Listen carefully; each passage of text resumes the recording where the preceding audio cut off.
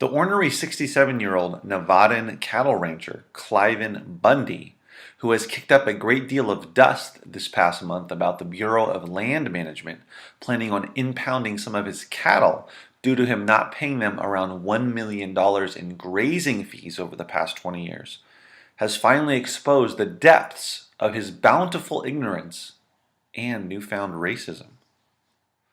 According to the New York Times, while speaking during one of his daily news conferences this past Saturday, which drew one photographer and one reporter, Bundy offered his opinion on the abuses of welfare by black people, saying, quote, "I want to tell you one more thing I know about the Negro." Yes, Bundy thinks black people are still referred to as Negros, and there is something he knows definitively about all of them. Bundy's ideas of what black people are forced to do because, they all live on welfare is, quote, they abort their young children, they put their young men in jail because they never learned how to pick cotton. And I've often wondered, are they better off as slaves, picking cotton and having a family life and doing things, or are they better off under government subsidy?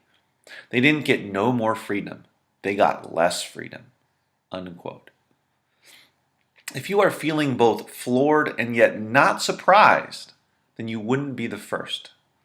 He is, after all, a white registered Republican cattle rancher who sincerely considers the idea that black people would have been better off as slaves because at least they knew how to pick cotton and had a family life and, did stuff. It truly is time for those racist baby boomers and silent generation to fade into the sunset. Because who else thinks and says these types of inane things, really? Needless to say, the Republican politicians who threw their support behind him are taking a few giant steps backward by saying they unequivocally disagree with his race comments. Perhaps some of Bundy's supporters will realize that when you give a misinformed man a pulpit, eventually vile and stupendously ignorant comments will come pouring out.